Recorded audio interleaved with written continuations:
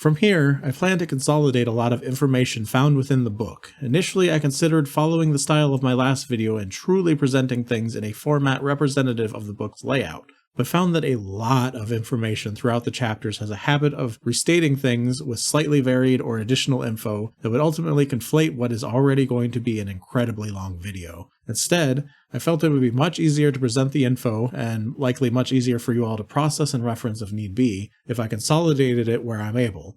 To this end, know that things you will see here, such as info on the clans, or the story of the ancient vampire Shelzza, were split up throughout the entire book. With the clans in particular, you will note some slightly contradictory info. Much of this was found separated by different chapters originally. There will be a link in the description where you can purchase a PDF of the original book if you'd like to experience the info as it was originally laid out. In addition, if you preferred the style of my previous video and want to see that return, let me know in the comments, and I can certainly return to it if the shorter length or organization of future books allows for it. With that, let's dig back in. First and foremost, we are told, this is a game, one of make-believe, pretend, and storytelling. Despite being a game, the goal is not to win, but to tell a story, to take a role in a dark and shadowy world of cursed, half-beast, half-angel creatures and experience the horror from the other side of the mirror. As a vampire, you must bear witness to the madness within you, to strive and overcome that which you cannot bear to face. Next is a modified version of the small narrative that was featured in the preview booklet for the game from the Ashes to Ashes section that I covered previously, that gives a basic accounting of the needs and wants and dangers of being a vampire, though it contains a few notable changes. First of all, use of kindred instead of just kin to describe other vampires, and missing are mentions of Gehenna, the ending of the third cycle, and the Jihad or Game of Elders. But it also adds mention of other supernatural creatures, laying the ground for the world of darkness to come. Beyond the other kindred there are the Lupines, the Magi, and the Arcadian Brethren, and some say even the Shades of the Netherworld. Though not all are opposed to you, they do not tolerate your presence in their realms, but sometimes two fates become intertwined. Following this, we are greeted with sections detailing the concepts of storytelling and role-playing, as well as the function of the storyteller and the players, the contents of which are not pertinent to the focus of this video. Next, another familiar narrative appears, this time the one from the preview in A Culture of Blood section. Much remains unchanged here, other than basic terminology or spelling, kindred instead of kin, jihad spelled with a Y instead of an I, and so on. Other items seen from the vampire preview that are reprinted in the core book include the section Life and Death, which can be found at the beginning of Book 2, The Hunger, the section Monsters, Monsters Everywhere at the end of Chapter 4, and much of the Gothic Punk section is reiterated at the beginning of Chapter 8. The sections remain largely identical to their previous iterations. But first, on earth as vampires sent, thy corpse shall from its tomb be rent, then ghastly haunt thy native place, and suck the blood of all thy race. Lord Byron. First, the book reiterates the concept of a vampire, noting that players will generally take on the role of a fledgling, recently embraced and released from their sire's instruction. Survival is not guaranteed, and the dangers are many. Due to this, young vampires often band together in groups typically referred to as broods, or sometimes, by elders, as coteries, the term which eventually became the norm in future editions. We learn first of the act known as the Embrace. Much as Dracula described, creating another vampire by feeding a vampire's blood to the drained body of a mortal just before final and absolute death sets in. Here it speaks for the first time of lineage and that one embraced becomes the same clan as their sire. Being part of a particular clan affects the disciplines, vampiric powers, a vampire will have access to, as well as a specific weakness unique to that clan. From here, a neonate vampire will spend years or even decades with their sire being taught as much or as little as they see fit, nurtured or even abused, and given freedom or restricted at their whim. Until the sire presents the neonate to the prince and are released, they are not accepted in vampire society. As described previously by Dracula, the act of creating a vampire is a rather straightforward one. The blood must be drained completely away. Within 5 minutes of this act, perhaps longer for those with particularly potent blood, the sire-to-be must introduce their own blood into the dead or dying mortal, causing them to reanimate and begin to drink. This is sometimes done out of pity or guilt at what they've done, sometimes as part of careful planning, while for others, it is merely an act of revenge to curse someone to such an existence. Regardless, once a sufficient amount of blood is drunk, the ritual is complete. The change that occurs varies from case to case and can range from excruciatingly painful to extremely arousing. Once complete, the fledgling is generally ravenously hungry until their sire happens to feed them a large amount of blood, which is not common. In some cases, all the blood given to them gets used up in the process and they may frenzy upon awakening. This aspect of the embrace is regarded as the most unexpected and unpleasant part of it. It should be noted, a kindred often cannot simply create a new vampire on a whim without getting into trouble. The permission of the prince is required in any domain that recognizes one, and in many cases, some clans require their members seek permission as well. To kindred, the ties of blood are paramount. Despite mostly being loners, lineage bears tremendous importance to many of them, and a strong lineage is able to provide some entitlement of respect to those so lucky to bear it. Since the formation of the Camarilla, however, many young vampires have lost respect for the meaning of their lineage as the generations separate them from the powerful ancients that came before them. All bloodlines can trace their lineage back to an elder of the third generation. Some may no longer exist or have disappeared from the world, but the powers and curse they passed on through the generations remains. These greater bloodlines are more commonly known as clans.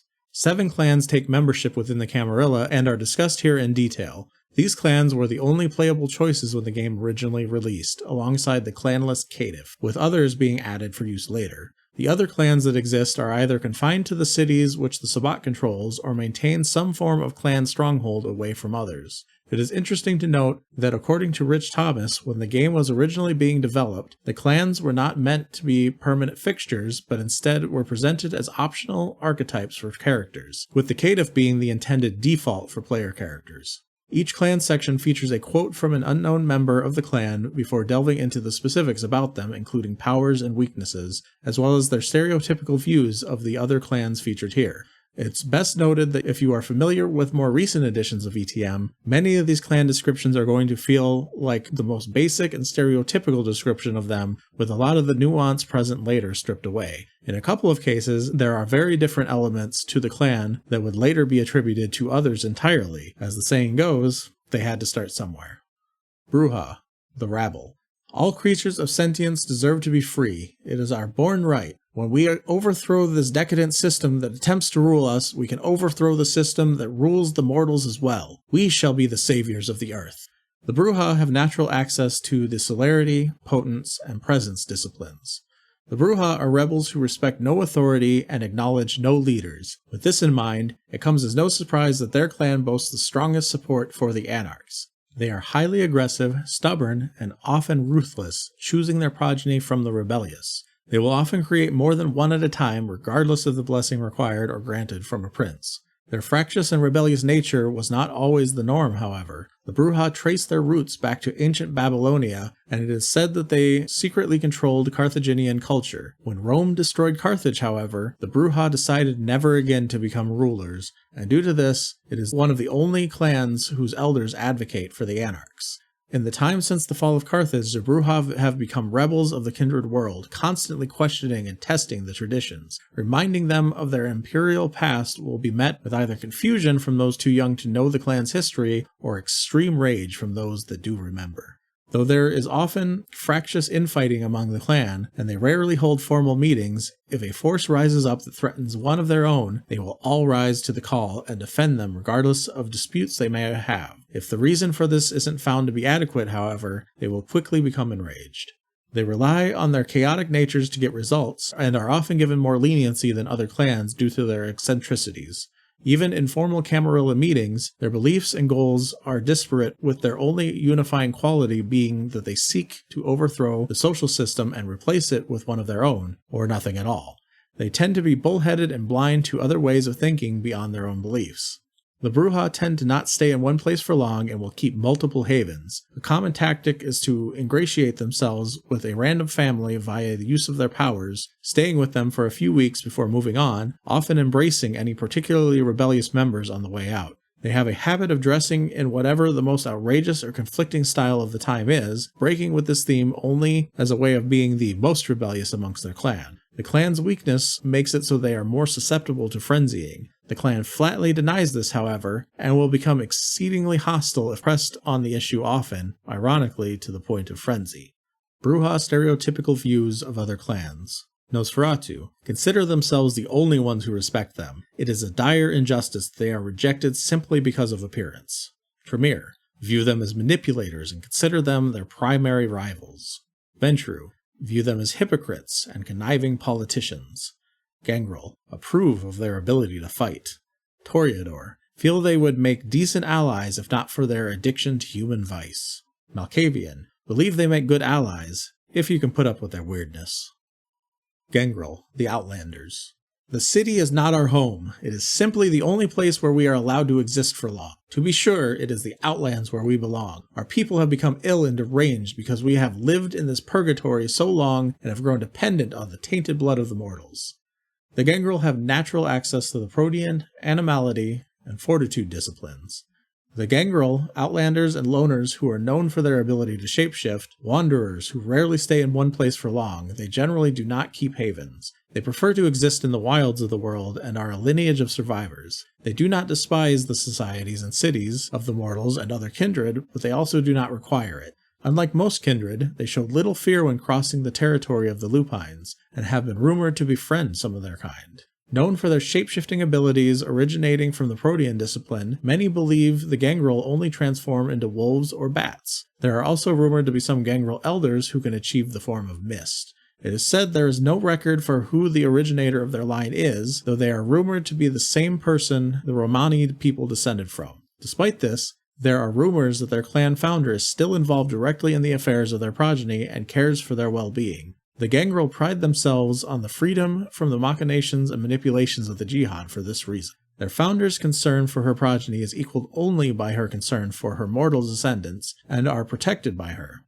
Due to this, no kindred would dare harm or impede them, and the Gangrel in particular will aid the Wanderers and will be aided by them in turn. The Gangrel and the Romani share a close bond, and the Gangrel have adopted much of their culture from the Romani due to this. As Gehenna approaches, it is said that the interactions between the groups has increased substantially. Gangrel embrace from those who are capable of surviving on their own, and after embracing will typically leave their progeny with no knowledge to fend for themselves as they watch from a distance. Only when they've proven they can survive will they reveal themselves to the neonate and begin to teach them the true ways of their clan. The Gangrel often bear animal-like features due to their clan's weakness, which gives them a persistent animal-like feature every time they frenzy, making them more like the beast that dwells within.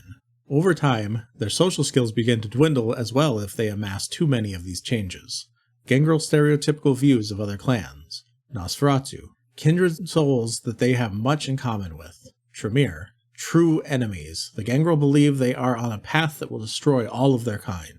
Ventrue, leaders are needed, and these are no better or worse than any other.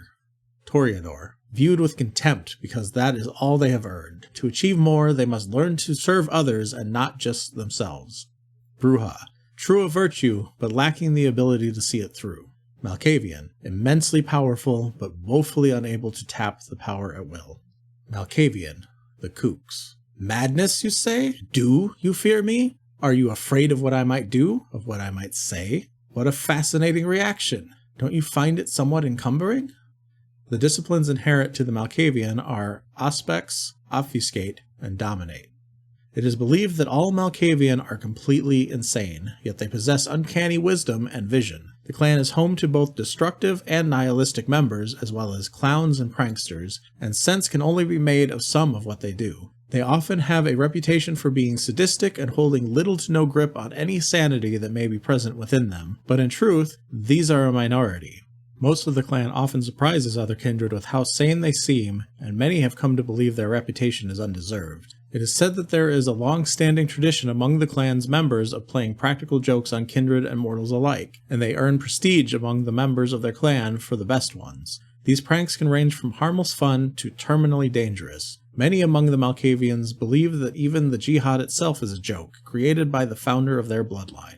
The history of the Malkavians is shrouded in mystery, and though they have many tales about where they came from, even they do not believe most of them. One favored legend is that their madness can be traced to their founder being cursed by Cain. Before this time, he was considered the greatest of the third generation, and the power he held is now what keeps his progeny alive through his machinations in the Jihad. Those chosen for embrace by the Malkavian are individuals who are at the edges of their sanity, seeking those who have seen too much of the world's truth and hold a unique view of reality because of it. If they yet retain their sanity, however, the Sire to Be will make their embrace and becoming a harrowing experience in an attempt to push them over the edge. They will also embrace those who are close to death, as they believe that all mortals should have a chance to live out their natural lives.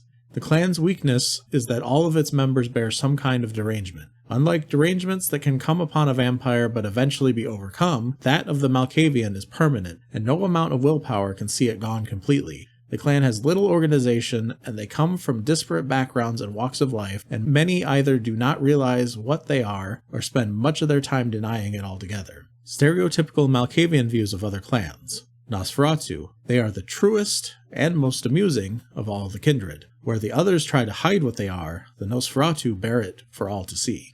Tremere. They share an insight into the world, perceiving the truth of things, but choose to hide from it and strive to avoid the inevitable.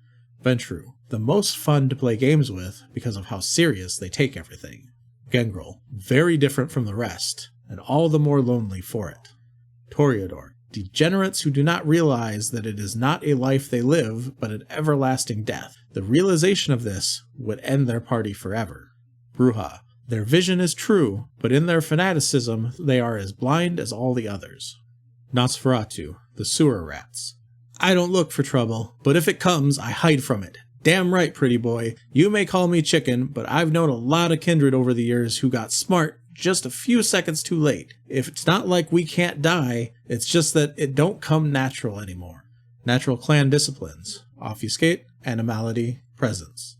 The Nosferatu are the clan who see the most physical change from their embrace, becoming hideous creatures. They are misunderstood and ostracized by most of the clans. Underneath their horrible visages, Nosferatu are some of the most practical and sane of the kindred. They prefer to keep to themselves, and revel in using the powers of their blood to hide and discover the secrets of others, which they'll share among themselves. This leads to the Nosferatu often being the most informed of the kindred as well. It is believed that they revel in being dirty and disgusting and do little to try and improve that belief. Their appearance and smell is said to be revolting, but they find cheerfulness in their squalor, especially when other clans must deal with them in their own domains, being known to act grumpily and lewd to them. Despite this, they treat each other with politeness and geniality, and it causes one to wonder just how much of these supposed truths are just for show or the result of stereotype and harsh judgment.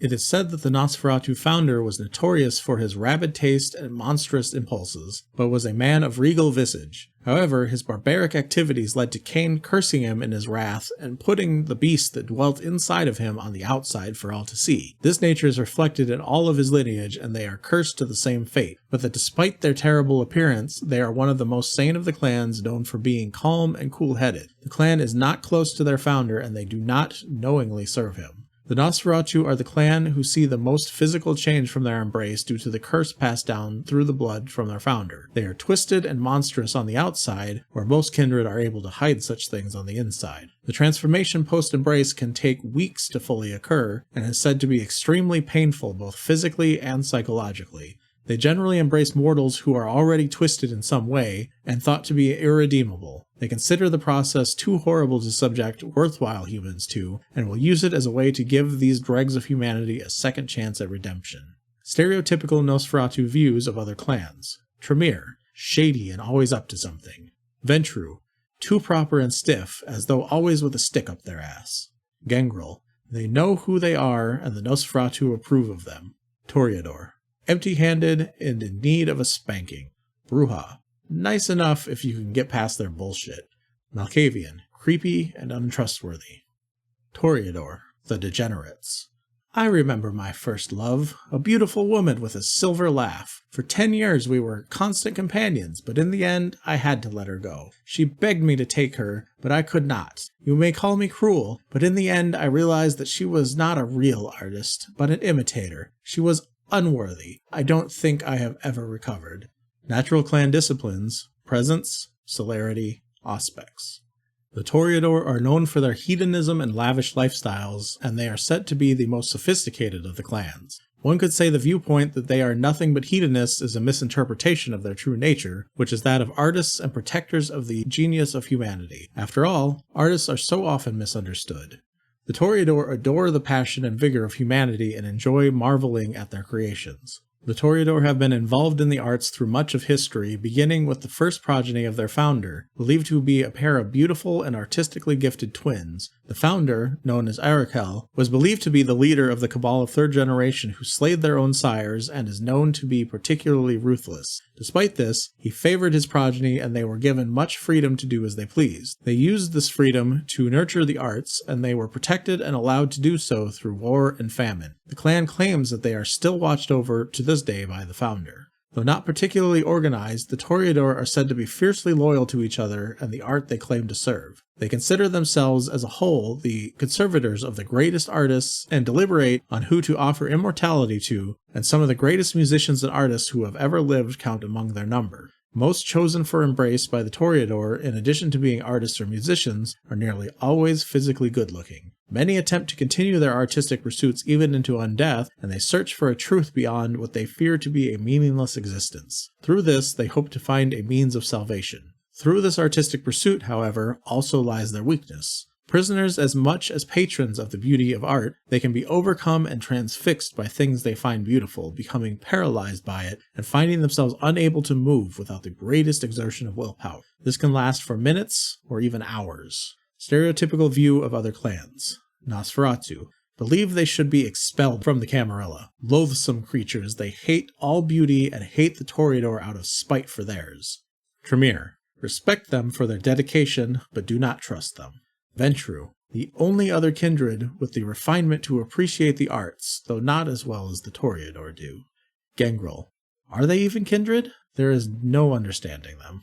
Brujah. No ability to understand the accomplishments of civilization, but at least they can see the virtue of change.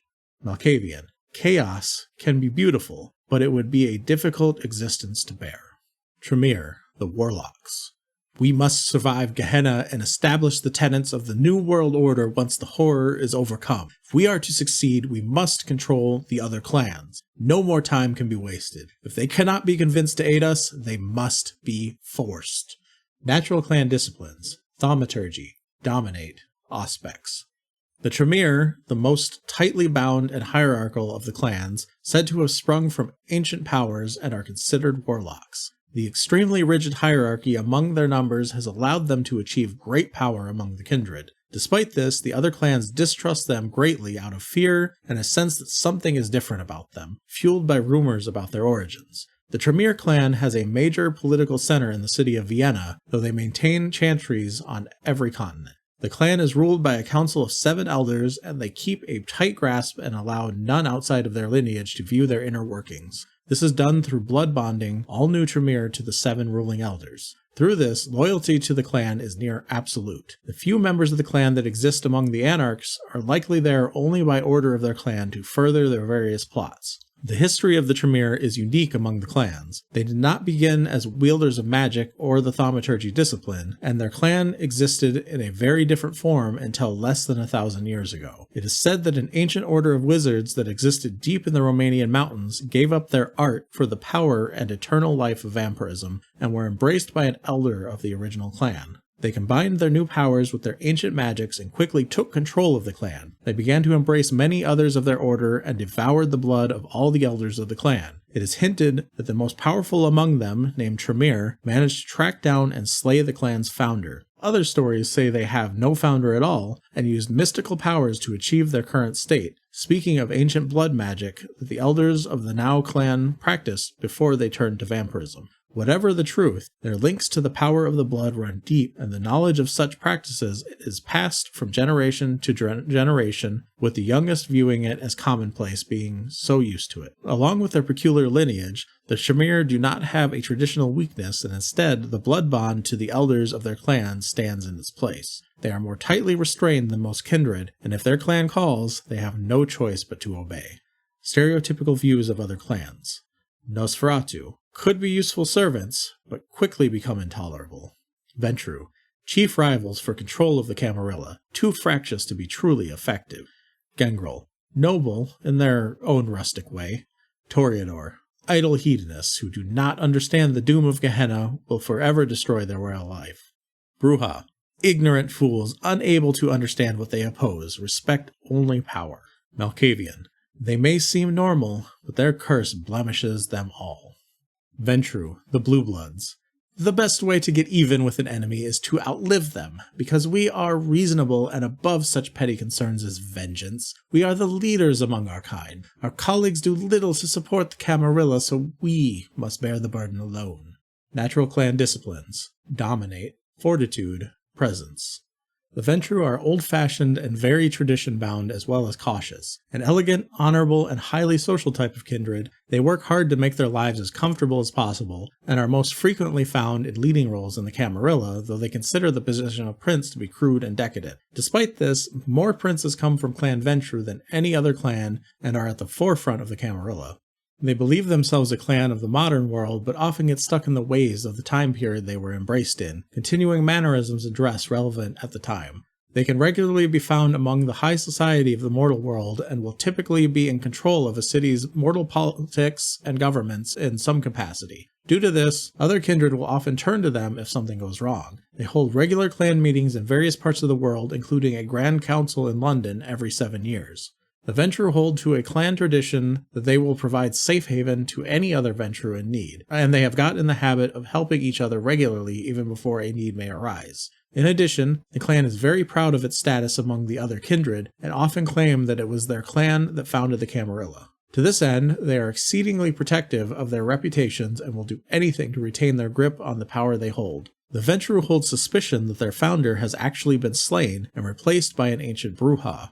Though this belief wounds their pride, it provides them some protection and distance from the jihad, and places them in prime position to take leadership roles among kindred society. Though they do not know if this legend is true or not, it is held as a basic tenet of their clan. Due to the respect that they have garnered for their independence, they rarely persecute members of the Brujah clan openly. The weakness of the Ventrue is that of their rarefied palate. All Ventrue have some kind of restriction on what or who they can feed upon. These restrictions can appear in the form of physical, emotional, or even societal traits, potentially creating difficulty in finding blood that they can feed from.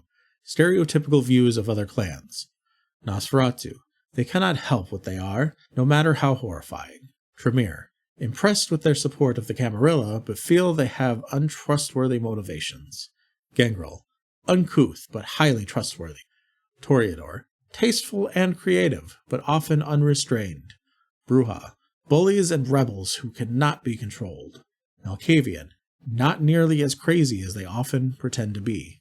Note the mention of Ventrue considering the role of prince distasteful, but then the mention of most princes being Ventrue. This is an example of things found in different sections of the book that did not mesh. It is also mentioned, but omitted here, that more Justicars are Ventrue than from any other clan, yet each clan has their own single Justicar. Likely these are details that changed over time in revision, with some mentions being missed before going to print. The other clans.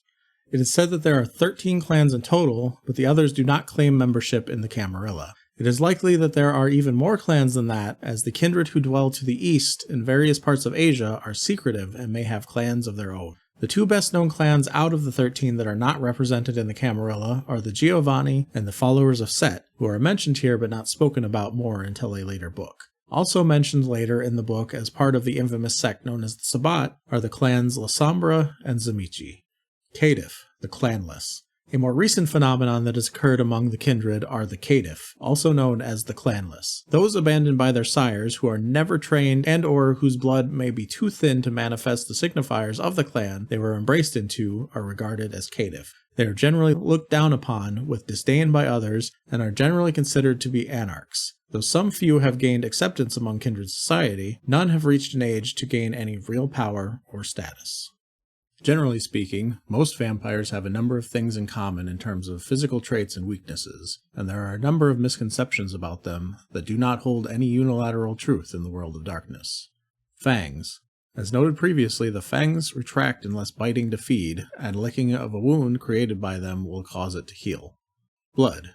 The blood lends vampires great power. They can heal wounds and even regrow limbs or organs given enough time, returning them to the state that they were in at death, including hair length, face shape, body weight, etc. They are already dead and thus cannot die except by the power of sun or flame. Use of the blood can allow them to achieve great feats of strength.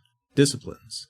Disciplines are supernatural powers that a vampire can access. There are 10 in total, but tend to flow along clan lines, limiting their availability. However, a vampire of sufficient power may be able to gain access to others beyond their clan's limitations. Weaknesses. Sunlight. A vampire needs sleep during the day, and the sun is deadly to them. Mere moments in the sun can cause the equivalent of third-degree burns, or in some cases may even set the vampire ablaze. Fire affects them similarly. A vampire trying to function during the day finds themselves extremely sluggish, and it is difficult to perform most actions. Frenzy. Due to the need to balance what is left of their humanity with their nature as a predator, vampires tend to lose their sanity very easily. Some may give over to their beast entirely, foregoing their humanity, while others turn the other direction, seeking the enlightenment of Golconda. Humanity. If the humanity that attaches a vampire to their roots as a person withers too far, they become detached from the world and may succumb entirely to their beastly nature. Pursuit by mortals. You are a monster. There are those in the world who need no other reason to hunt you to the ends of the earth and destroy you. To some, the Inquisition never truly ended. Hunted by other vampires. The oldest of vampires can no longer subsist on mortal blood and must hunt their own kind. Some believe this is the reason for the jihad, and causes much of the conflict that comes to pass between kindred. Misconceptions. Wooden stakes. A stake through the heart does not kill a vampire, but it will immobilize them and make them easier to kill. Mirrors. A vampire can in fact see their own reflection in the mirror, as well as appear on film, and some have even appeared in movies. Holy symbols. Though some with a particularly powerful faith may be able to use a holy symbol to fend off a vampire, it is not common, and the symbols themselves hold no power over the vampire. Entering without being invited. A vampire may enter any house at any time, and there is no such restriction for them. Running water. Running water does not inhibit a vampire in the least. Garlic. Though some particularly sensitive vampires may not care for the smell, garlic does not ward against them in any way. Disciplines. Disciplines are the supernatural powers a vampire possesses that set them apart from mortals. Their inherent abilities, such as their strength or speed, are the same as when they were a mortal, and still comparable to those of a mortal in most cases. It is the disciplines that set them truly apart. They are the powers of the blood that can augment the natural abilities or perform other supernatural feats. The origin of these mysterious powers are unknown to the kindred, and most simply accept them as proof that they are now superior to the mortals they once were. I do not intend to lay out all of the individual powers from each discipline, as the specifics are not intrinsically important to lore at this time, but I will provide an overview of each to help with future references. Animalism.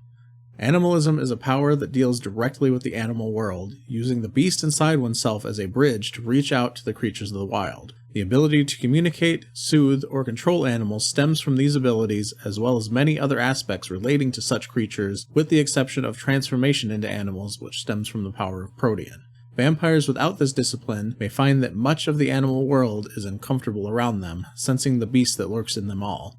Though not exclusive to them, Clan Gangrel are the kindred with the most intimate knowledge of this discipline, having named many of its abilities. In early chapters of the book, this discipline was originally written as Animality. Auspex. Auspex involves power of extrasensory perception, as well as heightened awareness, sensitivity, and empathy. This discipline's powers range from supernaturally augmenting all 5 senses, sensing auras, psychometry, telepathy, and even astral projection is possible. Celerity. Simply put, celerity is supernatural speed. It allows a vampire to move at higher speed and perform actions faster than a mere mortal could ever hope to accomplish. For those used to the 5th edition, it is interesting to note that celerity does not have individual powers and is instead an innate augment to the speed of a character. Dominate. Also known as the piercing gaze due to the need to hold eye contact for most uses. Dominate is the power to control the mind of another through sheer force of will. It allows a vampire to implant directives, erase memories, or even completely subjugate someone over time to do as you say in all things.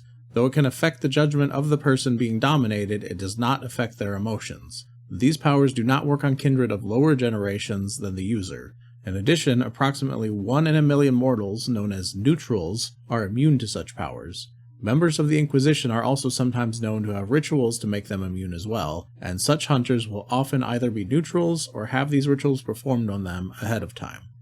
Fortitude. This is the power to resist damage to supernatural degrees, allowing a vampire who possesses this discipline to survive attacks that might incapacitate even others of their kind.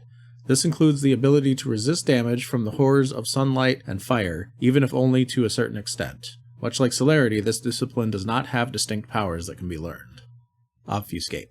A power of the mind that allows the vampire to vanish completely from view or appear as someone other than themselves. In its most basic form, a vampire standing still with something to help obscure them can remain hidden from sight and gets progressively more robust from there. At higher power levels, they can remain hidden indefinitely or even hide others with them. The power is directly opposed to Auspex, and those with Auspex may have a chance of spotting a vampire even while under the powers of Obfuscate. In addition, some children may be able to see through the illusion if they have not yet developed a more adult perception of reality. Potence. This is the source of the supernatural strength the vampires are known for. With it, a vampire can perform feats of strength far beyond mortal abilities, including the ability to jump greater distances or lift things that might not normally be able to lift. As with celerity and fortitude, there are no individual powers for potence here, unlike 5th edition. Presence. Presence is a supernatural level of charisma that allows you to hold sway over the emotions of others. It is not something the vampire can turn on or off, but is simply something that they are. It affects everyone in sight of the vampire and does not require eye contact. Unlike Dominate, you cannot command others, but Presence allows you to manipulate their emotions, subtly swaying their feelings and making them more pliable. Mortals enthralled by the power of Presence, unlike those who are dominated, maintain freedom of action and creativity, which can potentially be a blessing or a curse. Protean. The supernatural ability to transform oneself in part or in whole. With these powers, a vampire may be able to see in the dark or grow long, sharp claws in battle. It also allows them to meld with the earth, turn into a bat or wolf, or even turn into mist at high levels. These transformations take a toll over time, however, and the vampire begins to take on mutated or unnatural features. Thaumaturgy. Thaumaturgy is a power that allows the vampire to create feats of magic and is one of the more difficult powers to use and control. It is primarily the domain of the Tremere, and they guard their secrets with jealousy. Thaumaturgy consists of 4 separate types of mystical power: blood, fire, telekinesis, and weather control. This discipline also gives access to powerful rituals that can be cast often using material components and an extended period of time that can place a ward on their resting place or protect them from grievous harm. The 4 paths or forms of magic accessible to them provide control over blood, the ability to move objects with the mind, conjure fire of varying sizes, and create a variety of weather phenomena. Generations. There are many generations among the kindred, designated by the distance they stand from Cain, the original vampire. The further the distance becomes, the thinner one's blood and the weaker the vampire's potential. Kindred will often be identified by the generation they are a part of, it being included with their name alongside their lineage. In modern Knights, the 13th generation is the most common, though it should be noted the generations do not necessarily correlate with age. A vampire of the 10th generation could be twice as old as one of the 6th, for example. Another feature of generation is the ability for those of lower generation to dominate the wills of those that come after them. The only way to change one's generation is through the act of diablerie, shifting down one effective generation when completing the act. Cain. Tradition holds that the biblical Cain, slayer of his brother Abel, is the sire of all kindred. There is much controversy over this idea, however, as there are none who yet exist that can claim with any certainty to have met him. If any of the 2nd generation still exist, they do not speak of it, and though some of the 3rd generation have made claims to meeting a powerful kindred who may have been Cain, such things are unconfirmed. The truth of the matter is one of the greatest mysteries of kindred heritage. 2nd generation. According to existing translations of the Book of Nod, the Bible-like history of Cain and the birth of the kindred, the number of 2nd generation was only 3. Cain, in his sorrow, created them to live with him in the city of Enoch, but nothing specific is known of them. If the book is to be believed, all of them were slain either in the Great Calamity or the First War that followed the flood, and the 3rd generation are loath to speak of their sires. Were any of this generation to exist today, they would be nigh all-powerful, akin to demigods. 3rd generation. It is believed that 7 members of the 3rd generation yet exist, but that only 2 of them are known widely by name, Lucian and Mekhet. Kindred of this generation are known as the Antediluvians. All lie hidden, tangled in their own machinations within the jihad, relying on guile, deceit, and subterfuge. They seem to spend most of their time keeping track of one another and attempting to interrupt and foil one another's plans, using all others as pawns in their games. One belief is that some of their kind have reached Golconda and seek to assist others in achieving the state as well, while the others attempt to interfere with this process, locking them in an eternal struggle. The third generation are ancient and supremely powerful with abilities that can only be guessed at by their lessers. It is said that they are the last generation to have full mastery over life and death, and can only truly fall to final death if by choice or by the hands of someone of equal power to themselves. Fourth and fifth generations. Also known as Methuselahs, these vampires are nearly as powerful and equally as secretive as the antediluvians. They are choice pawns in the machinations of the jihad, as they often have power and influence over other kindred. This interference by the antediluvians' hands has seen their numbers dwindle severely, and few of them remain active, often becoming a Kanu to avoid the influences of the jihad or out of fear of diablerie. It is said that the entirety of the Camarilla inner circle is made up of fourth generation kindred, and that the true purpose of the Camarilla is to blunt the influence of the third generation on younger kindred. Though the blood of Cain begins to dilute at this point, the fourth generation are still extremely powerful and likely have complete mastery over at least 2 or 3 disciplines. Sixth, seventh, and eighth generations.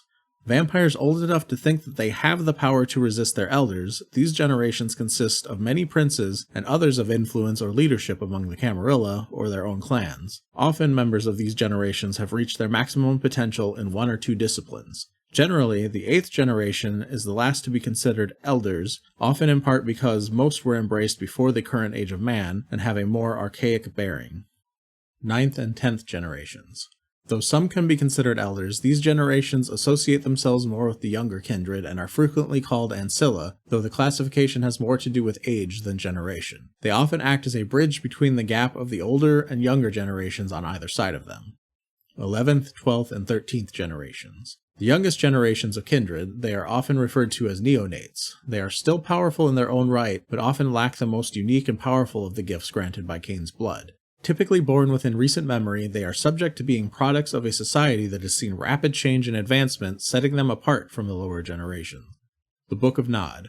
Here, we are first introduced properly to the Book of Nod. A short description explains that this legendary book is the oldest known history of the vampire. It takes its name from the lands east of the Garden of Eden to which Cain was banished to wander after the murder of his brother Abel. It speaks of his rise and fall at the beginning of the Vampiric Bloodlines. It is unknown if the tome holds fact or fiction, and many, in particular the Anarchs, look upon it with scorn. None but the antediluvians themselves might be able to verify its words, but even their existence is not truly believed by some. The passages given describe Cain's crime, and the curse that was given to him in the form of immortality and a lust for blood.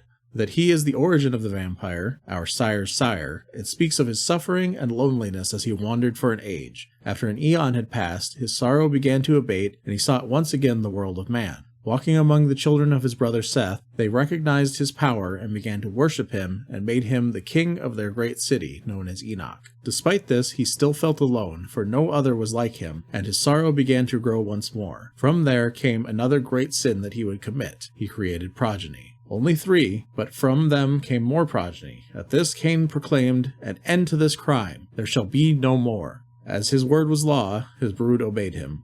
The city stood for many ages and became a great empire, but then came the great flood that washed over the world, and the city and its people were destroyed. Cain believed the flood was sent as punishment for him daring to return to the world of men, and fell into a great sorrow once more, and left once again, leaving his children to their own ends. Though his children sought him out to beg his return and his aid to rebuild the city, he turned them away. Returning to the few mortals left, they declared themselves the new rulers. Each created their own brood to be like unto their father, but showed not his wisdom, nor his restraint. In time, a great war took place, and the children rose up against their elders and slew them. They built a new city, and brought 13 tribes to it, and were worshipped as gods. Like their sires before them, they created new progeny, a 4th generation. Also, like their sires before them, they forbade them from creating their own. Any who were created were hunted down and killed, and their sire killed with them. Though this city was as great as Cain's, it too eventually fell to ruin, and the gods were forced to flee with their broods, though many were killed in the flight, having grown weak. With their authority gone, and their kind scattered across the face of the earth, the 4th began to create progeny of their own, and soon there were many new kindred. Over time, they became too many, and they began to fight amongst themselves. The elders were already in hiding by this point, for their childhood had founded their own cities and broods and went to war with one another. So great was the bloodshed that none remain of that generation who were there, but memories remain of those such as Odysseus, Xerxes, and Alexander. After this time, the kindred went into hiding, both from mortals and from one another, and so they remain to this day. The Tale of Shelzza. This narrative, broken up amidst the entire book, is presented via a series of images and brief text. It begins by depicting the arrival into an ancient city by a vampire known as Shelzza, sometimes misspelled as Shezla. Followed by her feeding and then hiding in a mausoleum for the day, she is discovered by 3 men who, quote, smell of elder blood, and she is commanded to come with them. She is led through the streets of what we learn to be Babylon and taken to its king, whom she discovers is one of her kind. He shows her the wonders of his palace, and over the course of the following nights bind themselves to each other. Though they cannot fully experience love, the king makes her his queen and they rule side by side. The people of the city do not trust her. Over time, ill feelings grow to whispers and whispers to open dissent. They begin to rise up and attack the palace, demanding their king be rid of her. In their anger, they set fire to the palace, and the deadly flames begin to close in. Though the king is ancient, the power of his blood is like paper to the flame, and he succumbs to the blaze. Shelzza flees from the flames, but it is yet daylight, and the rays of the sun burn through her body. As she begins to succumb to the power of the sun, her body is pulled downward into the earth. Near death, she sleeps in the ground and dreams of her king. It is unclear at what point in Babylon's history this might take place, as the city existed for many centuries. Awakening centuries later, and more powerful for it, Shelzza rises. The past is beginning to blur, but the memories of her king remain. She finds herself in Tripoli, which is held by crusaders. Mortal affairs mean little to her, however, and she places King Philip II in her thrall, wishing to see more of the world. She is exhilarated by the open sea air, but this feeling soon turns to revulsion as they come upon a ramshackle city and she mourns the glory of Babylon. It should be noted that Babylon resides near what is today Hilla in Iraq, whereas Tripoli is in Lebanon, some 600 miles or 1,000 kilometers from Babylon, so it is unclear how she ended up there unless she drifted while asleep in the ground. In addition, King Philip II most likely refers to Philip II of France, who was part of the Third Crusade, which did pass through Tripoli, placing the time period of her awakening around the late 12th century. She decides to re-enter the earth and sleep more, giving the world time to progress and improve more to her liking. She awakens again in the Renaissance era and commissions Michelangelo for a painting of the Babylonian palace she remembers so fondly, placing this sometime in 1512. Through the years, Shelzza travels, enjoying Paris despite the illness there, as she kept the company of the nobility, possibly the plague of 1619, and enjoying the energy of the New World despite its youth, early 1700s. Her travels continue to the south of the New World colonies, where she finds she feels most at home, but is eventually drawn to the excitement of Chicago during the Prohibition era, 1920s. Chicago maintains its allure even as decades pass, and she chooses to settle in the city, remaining there into modern nights. Here the story shifts perspective. We are introduced to Kyle, who has an eye for painting but no skill and thus takes up photography. He leads a full and happy life with a wife and child. One day, he receives a flyer from an art exhibit, Midnight Michelangelo. Michelangelo is Kyle's idol, and he chooses to attend. At the exhibit, he loses himself in admiration of the works. With this, we return to Shelzza, who is also at the exhibit. She gazes upon Kyle in exultation. Her king has been reborn. Though he is now mortal, he will soon be hers again, forever. She will not take him now, though. He must come to her. She follows him, learning about him and to prepare him for his embrace. At home, Kyle senses something, as though he's being watched, but he peers out his window and sees nothing in the moonlit night of his yard. Later, he receives an invitation, a chance to join a private screening for a lost work of Michelangelo. He's excited to be attending the private screening of the mysterious Michelangelo painting and arrives to find it is a very private screening indeed. As he scrutinizes the painting, he determines that it is an authentic Michelangelo, but is confused as to why he might paint a Babylonian palace. Meanwhile, Shelzza lurks in the background, unable to hold back any longer. She approaches Kyle and touches him, giving in to her urges shortly after. Kyle attempts to move away from her but is caught by her gaze and loses control of himself. She moves in to feed, the fragrance of his blood overwhelming despite being that of immortals. She feeds until he is no more, gazing down upon his lifeless form as she prepares to bring her king back into the world. Kyle drinks from Shelzza's wrist, struggling to keep his mouth open, the blood melting away almost as it enters him, tremors of renewed existence racking his body. Shelzza watches the transformation, marveling at the struggles and recalling her own embrace so long ago. As the change comes upon Kyle, he is lost for a time in the blissful world his mind creates. But eventually, he comes out of his reverie, incapable of any thought beyond the need to rest as the sun rises. He crawls to lay beside the woman who has ruined his life. When he awakens again, it is night once more, a hunger stirring deep inside him demanding attention. Searching for food, he finds only jars of blood. Taking too long in his search, Shelzza awakens and bids him walk with her. His senses changed in subtle ways, the air of the city feels different now. The men who walk the streets around him seem akin to animals. Suddenly, Shelzza attacks a man. Kyle is repulsed by the act, and yet drawn to it at the same time. Tentatively, Kyle lowers his face to the man's neck and feeds upon his blood. The taste exhilarates him, but the realization of what he has done horrifies him. Tears stream from Kyle's eyes as he comes to his senses after the frenzy that came over him. As the liquid finds his tongue, it becomes clear quickly that the tears are not normal. He is crying blood.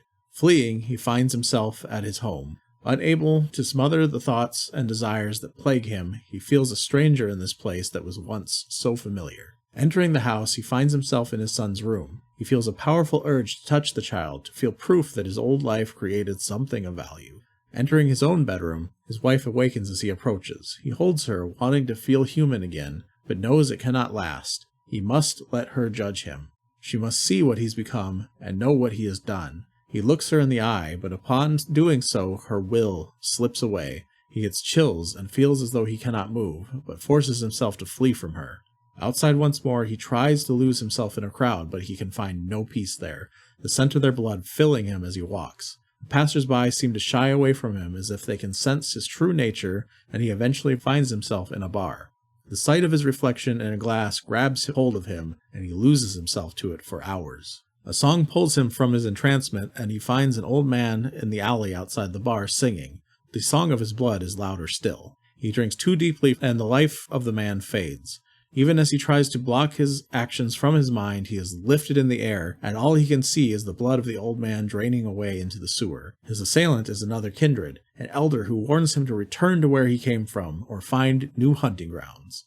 With nowhere to go, he stumbles back to the midnight Michelangelo showing, seeking inspiration. He gazes upon the statue of David and is found once more by Shelzza, who has returned to the scene of her crime. Reflexively, Kyle flees. He may come to accept what he is in time, but not with this woman. Shelzza has other plans, though. She will have her king, and even if he must be her puppet, that is at least better than not having him at all. Shelzza takes control of Kyle's mind, commanding him to follow her. Though he cannot disobey, his mind is still his own. He feels death would have been better than an existence such as this, but maintains courtesy and manages to charm the ancient vampire. They retire to rest for the day. Later, as the sun begins to set, Kyle wakes before her once more. He finds that his limbs are again under his own control. Grabbing up the first object he can find, he tears it apart in delirium, not yet realizing what it is he destroys. In a fit of rage, Kyle takes a large piece of wood from the shattered frame of the painting and plunges it deep into the heart of his creator and tormentor. Though Shelzza is of such an age that pain is nigh unknowable, a wild fear surges through her as the wood strikes home, leaving her unable to move. As if instinctually, Kyle knows that his work is not yet complete. He creates an impromptu torch, ready to cleanse the world of a long-endured evil. Kyle watches from outside as the building burns in the conflagration. Ashes to ashes, dust to dust. Kyle returns home to his family, all vestiges of the beast somehow gone. The memories of those horrible nights, however, will never fade. Overall, it seems likely this story was conceived before a number of elements of the world of VtM were entirely concrete, and likely as a result of this, these characters are never referenced again after this book. Shelzza seems to be a Toreador based on her penchant for beauty and art, as well as the weaknesses shown via her childer Kyle. Despite this, she has a number of powers that she might not normally have in that case. In addition, the end resulting in her death curing Kyle's vampirism is another thing that doesn't quite hold true in the overall lore, but there are other examples in the first edition of the game that will come up in later books that stretch the setting's rules and boundaries a bit, as you will see in future videos.